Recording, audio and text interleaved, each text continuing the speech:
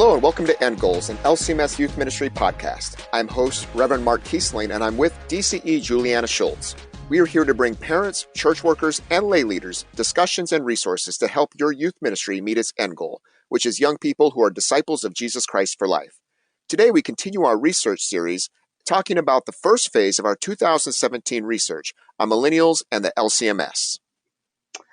We are digging into our series on research, particularly the research done by LCMS Youth Ministry, and especially the research done on Millennials and the LCMS that we did a couple of years ago. We hope the findings will help you and your youth ministry not just reach Millennials, but also reach Gen Z and our current generation.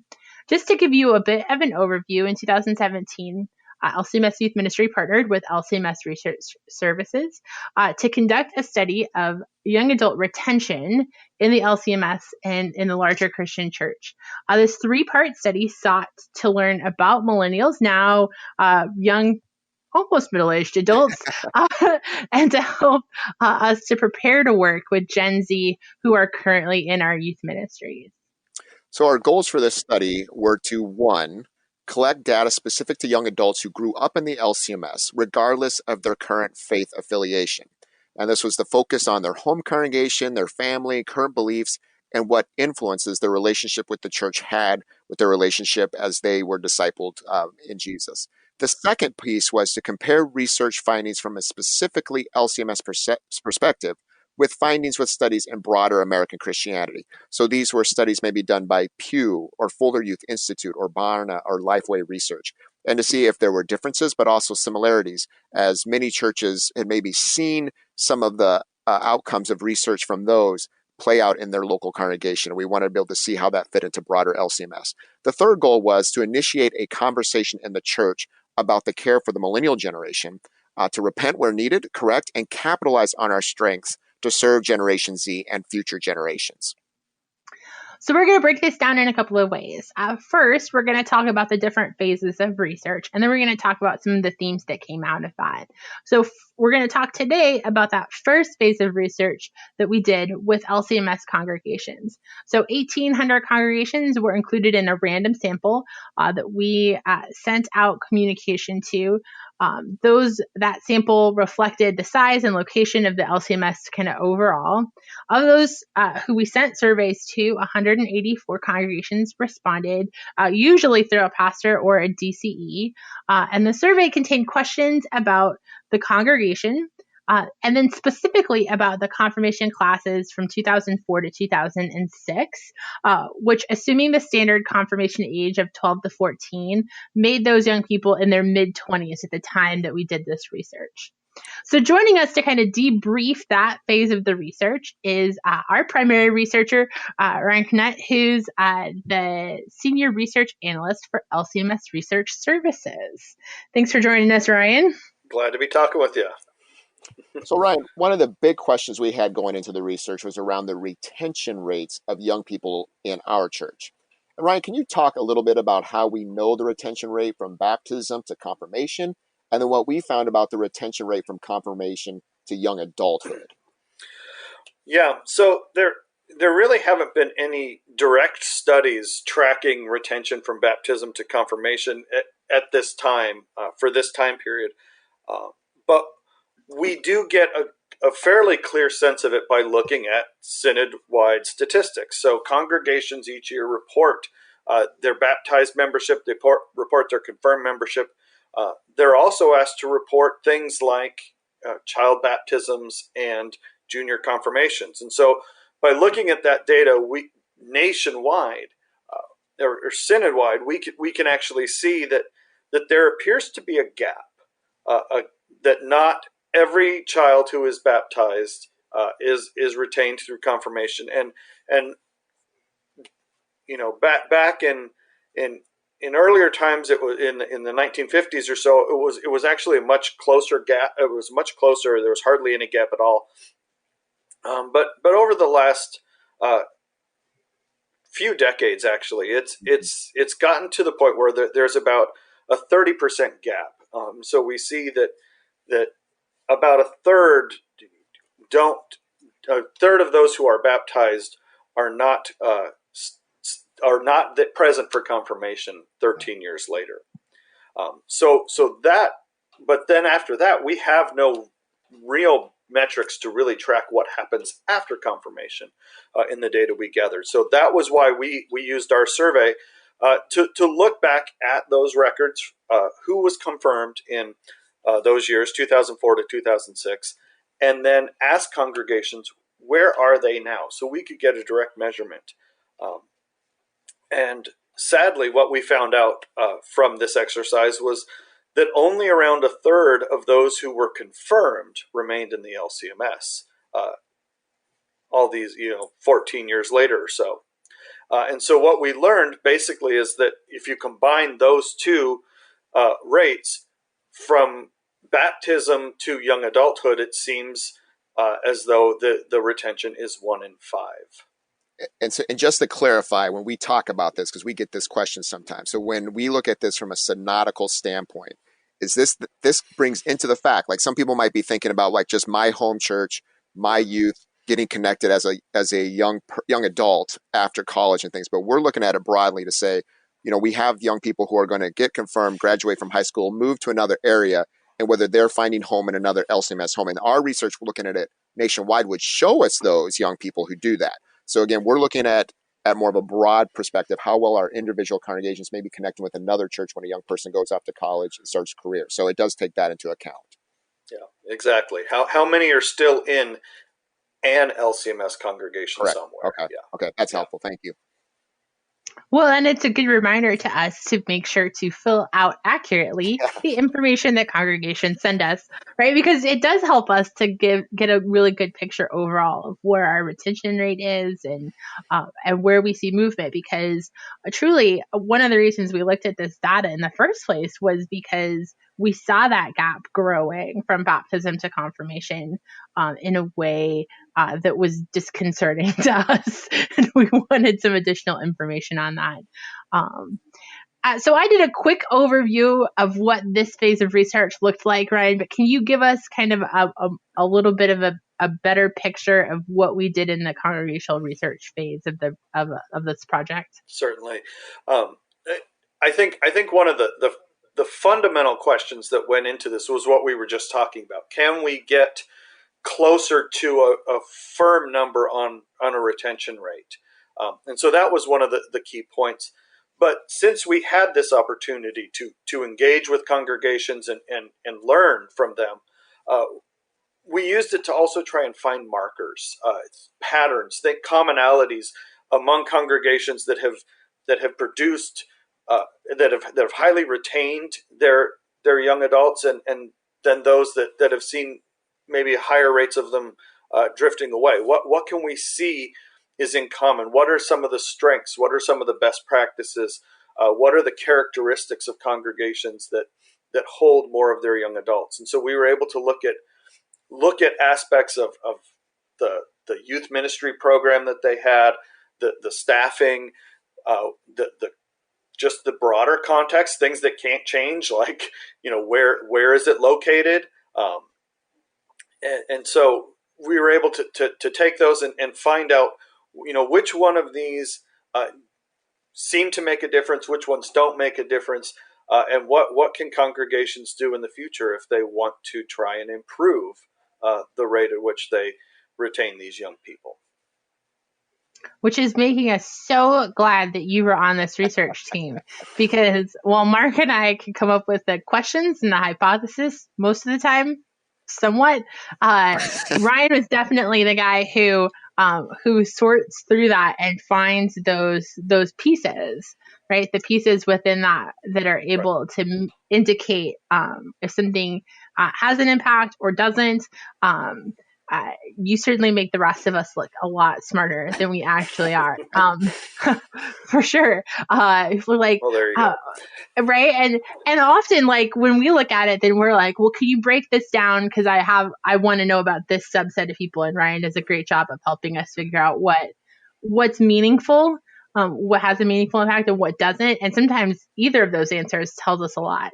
One of the things that we did see, that I think we kind of intuitively knew going in, but maybe didn't directly ask, was that the longevity of the leader who responded to the survey had a huge impact on the kinds of results that we got and the kind of retention that we saw. Can you tell us a little bit about what that meant? Yes. So quite simply, as you said, we didn't actually directly ask this, but quite simply, what we found was in congregations where the survey responded, so the person who filled out the survey, that they were actually present at the congregation back when these kids were confirmed, and then today when they're taking the survey, we found that those congregations had a much higher rate of retaining young people.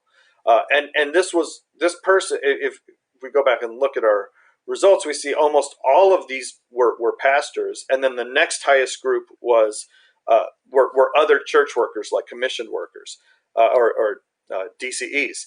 And so what we see is the longevity. What we can return from this is the longevity of a consistent church worker, a pastor, a DCE, someone who has been there and built relationships and has weathered this storm of their adolescence together with them. Staying with them is one of the biggest markers for retention. And Mark, when we talked about this as a team, as a research team, we extrapolated from this a little bit. And again, speculation, but we extrapolated a little bit here. What does that maybe tell us about the value of longevity for both church staff and for volunteers? Yeah, I think it was huge. And I think, you hit on some of the things there, Ryan. I think of that consistency and that relationship that gets built. I think sometimes it's, easy to take those things for granted. And I think this really was a thing for us to be like, wow, this is something that we can pick out of this and see this, that those relationships matter. Those connections matter. That consistency of maybe how you move young people through age-appropriate discipleship opportunities matter. And when they can have a solid foundation with an individual, whether it's the pastor, church worker, or others, then they can see, again, that connection. They know where they're headed, and they have that relationship and that trusted opportunity to come and talk to someone that they know cares for them. And so, man, what was encouragement for us to talk to our volunteers and our church workers to say, your longevity matters. You're staying in the game. You're just anything we can do to encourage that. And the roles might look somewhat different, maybe especially for those volunteers, but just the importance of those relationships and having those connections with the young people is something that, we definitely turned a corner a little bit to spend a little bit more time on that, and really encourage our volunteers and our church workers to understand that value for young people. Well, Ryan, we will dive deeper into some of the themes of the overall research in later episodes, but today we are going to focus on a few things in this phase that we found made a positive difference in retention. And Ryan, can you maybe walk us through each of the 4 things we found that really stood out in the research? Yeah. So, and some of these will be taken in very different kinds of ways, unfortunately. But one of the things that we found, and it was definitely a strong marker of retention, was larger congregations tend to retain at a higher rate.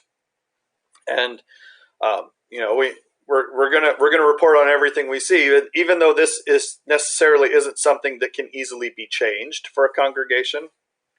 But it also, on the other hand, doesn't mean that it's impossible for small congregations to retain. In fact, we did actually see that even though larger congregations had a higher retention of LCMS, retention of young adults in LCMS, smaller congregations were actually much better at knowing where all of their young people were, which is a different kind of strength, but it still speaks to something that small congregations can do. They still have those relationships. They still have the connections, and so that's. There are different kinds of strengths for our various congregations. And I'm going to interject here really quickly, because when we talk about retention, it's probably we probably need to clarify, right, that we're talking about retention specifically in the LCMS, right? So we're talking about when a young person was indicated that they were either still at their home church, they'd been transferred to another LCMS congregation, or that pastor knew they were worshiping in another LCMS congregation. we could talk more. We will talk more in depth about what it looks like for those young people who were retained in the Christian church at large, or those that were left. But for today's purposes, we're talking about retention in the LCMS, right? Right. And Okay. so and that's actually an important distinction, because this is saying the larger congregation is the one that they grew up in. It's not necessarily the one that they're in now. Right.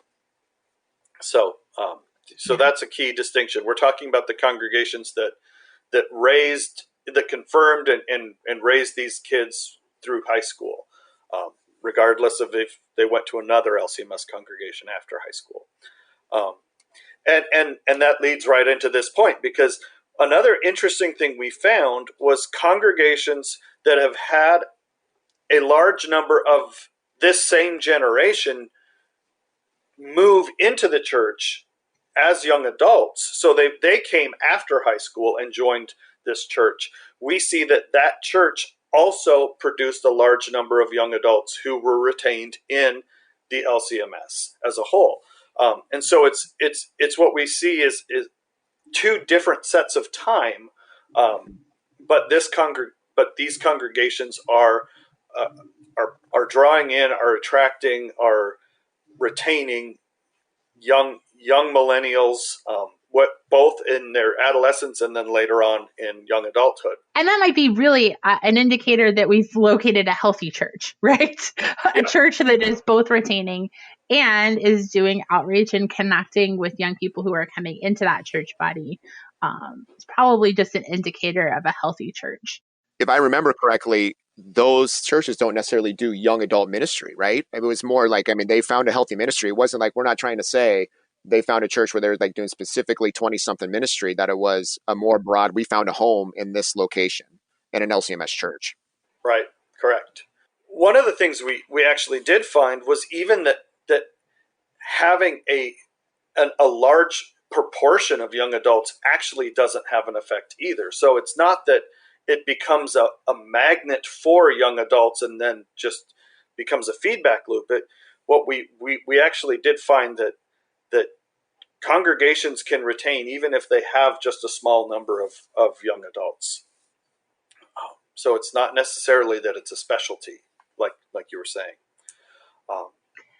And so part of what we find in the data is so interesting, because like the size of the congregation or something like attracting young adults aren't necessarily things that people can act on. But they are good pieces of information for us to have and things for us to sort of navigate through. So knowing about your congregation and what might be working or not working for your congregation, or what markers of a healthy ministry might look like, things that you would be looking for to increase your attention. The data doesn't always tell us precisely what it is that I need to act on to do in order to create better retention in the LCMS. Unfortunately, I wish we could find like more things that are just like, do this stuff and everything will be fine. But that's not always how this works. But there are some things. Okay. One of the key things that we saw was first, and this is maybe sort of in between, something you can do, but something that's still hard to work on, is keeping those kids as much as possible through graduation, retaining up to high school graduation. Showed in the data to be that they were much more likely to be held afterwards. Or another way to put it is, if they leave, they're likely to leave before graduation. So that doesn't mean if you get them there, then they're in forever and they're never going to leave. But it does seem to be a pivotal turning point, that if you can hold them through graduation, that they seem to be more likely to stay.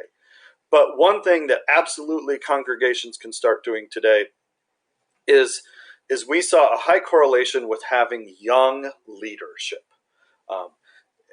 Getting young people involved in decision making shows that they are accepted, that they have a place in the congregation, they have a place in the family, that they're trusted, and that ultimately was probably, if I remember right, it was the strongest correlative marker for high retention rate, is getting young people involved in leadership, and that's not just saying young, the youth themselves, but having young adults that the youth today look at and see, oh, you've got someone involved. I've got a place to go. I've got something I can grow into.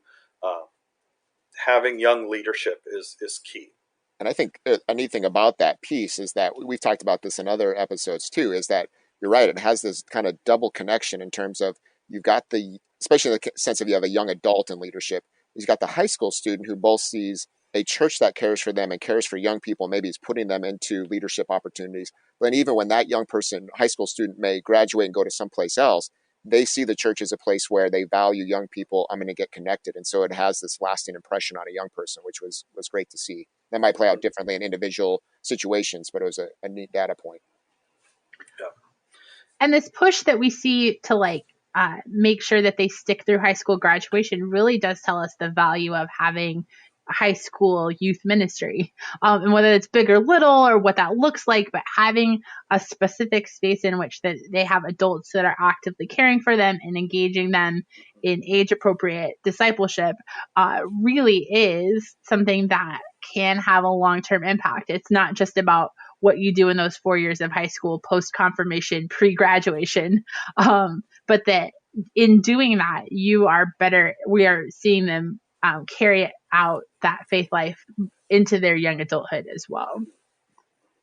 And just to be clear, we saw that what we mean by young leaders was someone maybe in their 30s, someone in their early 30s that is a leader in the congregation that these young people can look up to, and other young adults can see, I have a place, I have something that I can be a part of. And that maybe ties into some of the things that we asked about, we hypothesized about, and that we found didn't make a difference, including the age of the pastor, right? Because I think when we talk about young leaders, often people assume we're talking about a pastor or another staff member.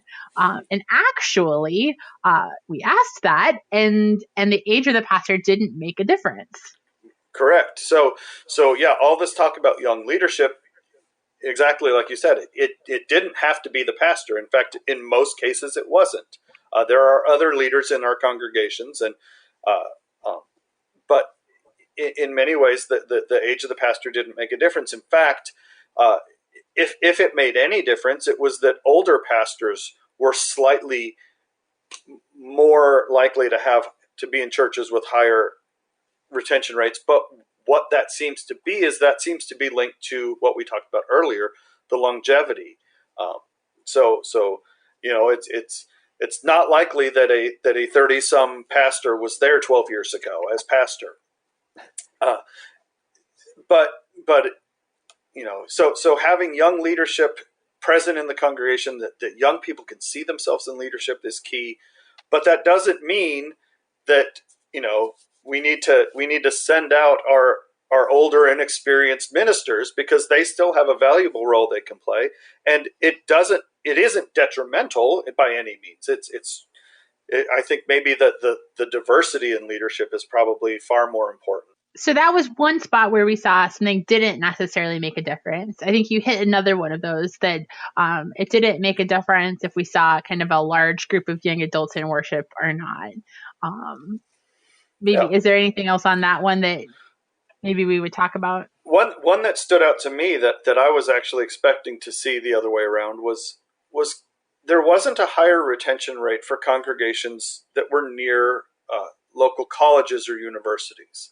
I kind of expected to see that. Again, talking about churches that can be a magnet for young adults. And what we saw was that being near a college or a university, it didn't make a significant difference in the retention of young people. Here's an opportunity where they don't have to move away and leave their home church, but we didn't see that having an effect. Another very interesting one was we asked congregations what kind of changes they had made to their youth ministry programming. And we actually asked basically a checklist. Did you make changes to your curriculum? Did you make changes to your confirmation process?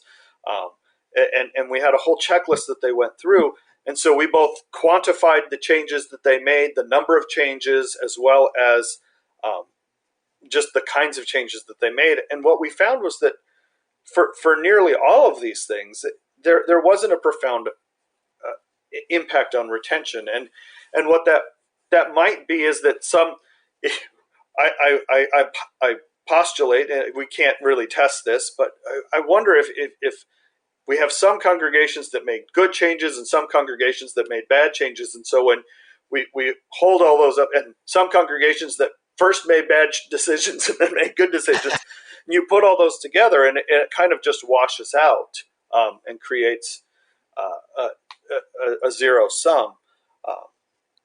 But the one clear exception in all of this was staffing.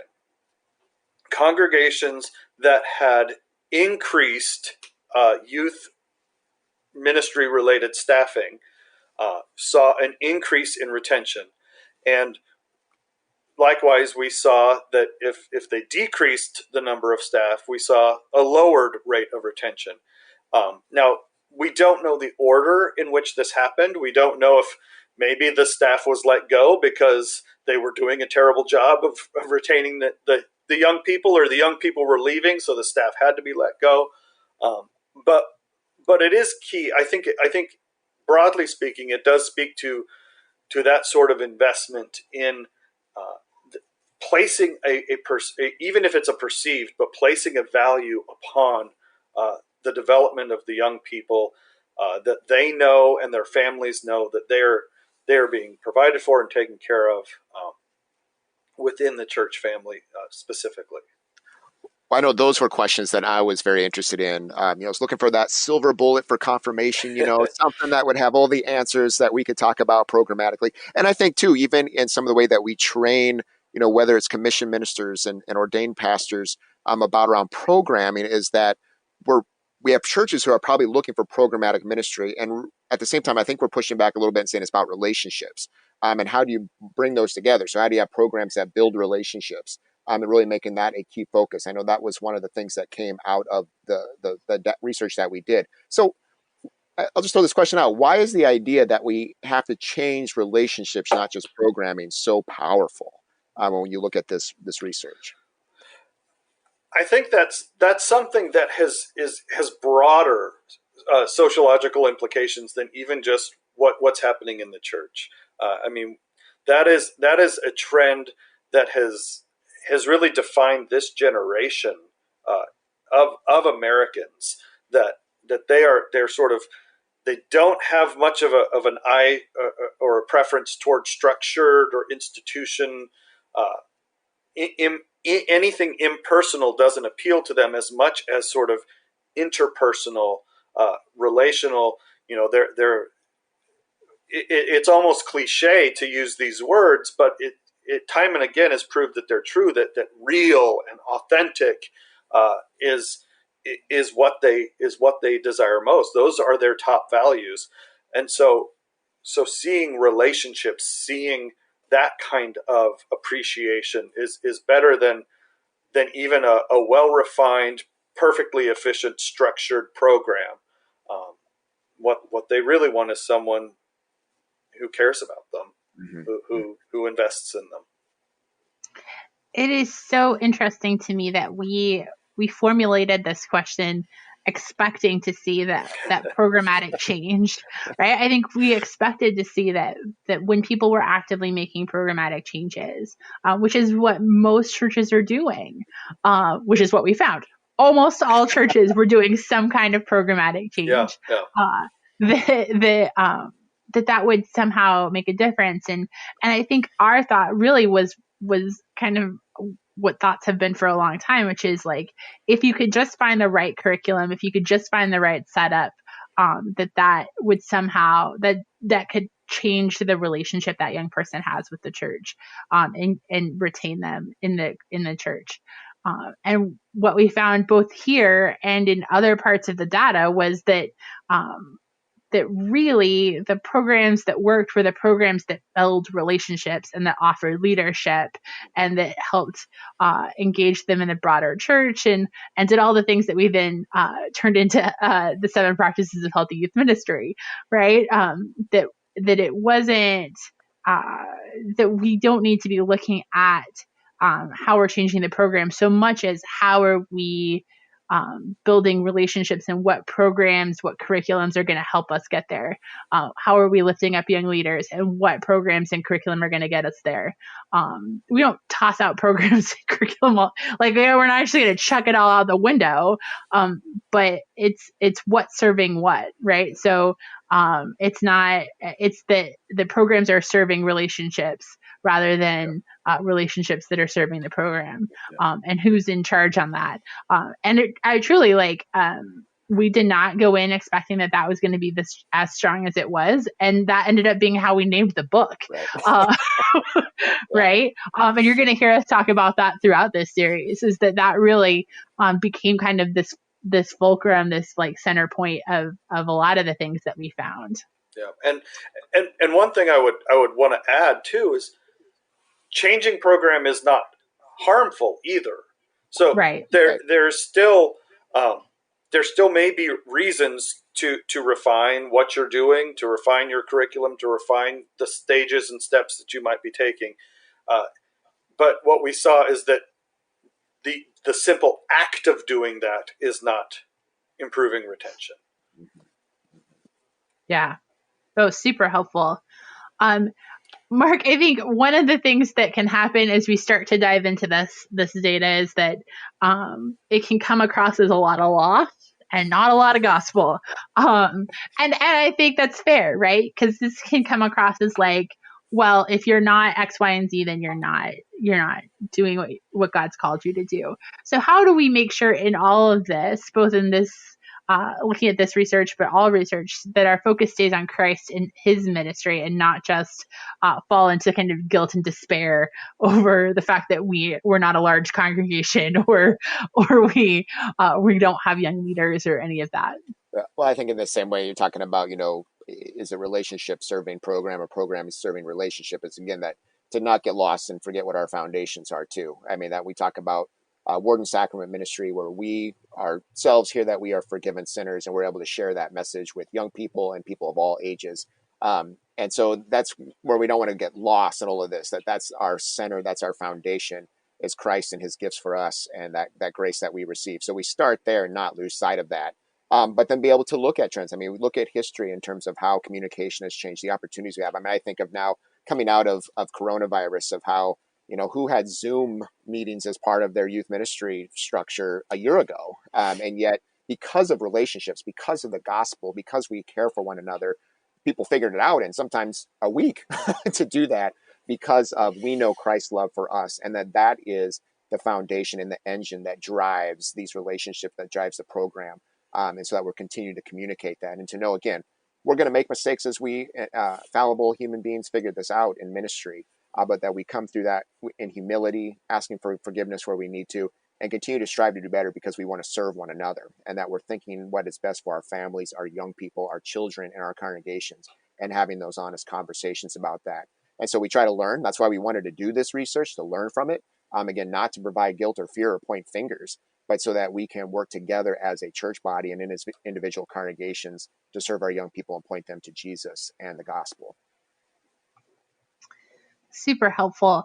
And there's so much more that we can dive into here, but we are going to kind of break this up into several different conversations. So on the next episode, we're going to talk about the phase 2 and 3, so the young adult survey and the focus groups that we did, and some of the key pieces that we came out of that.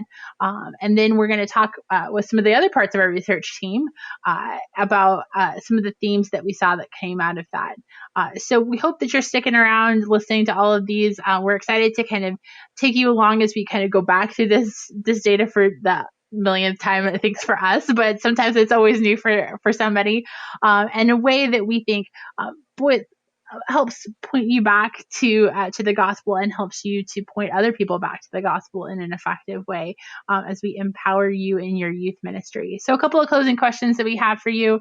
How are you working towards longevity in your staff and your lay leaders as a way to help benefit retention? Another question is, how are you empowering young leaders in your congregation? And finally, how are you focusing more on relationships and less on programmatic changes in your ministry? We continue to keep you in our prayers as you care for the young people of your congregation, as you wrestle with the things that you hear from our data, and as you think about how you can use what we know to be able to better point young people to Jesus Christ and to help them to become disciples of Jesus Christ for life. We know that your work isn't easy, but we pray that God continues to use you as you raise up those lifelong disciples. If you want to read more about our research, you can get the book we wrote on the research called Relationships Count for free from CPH.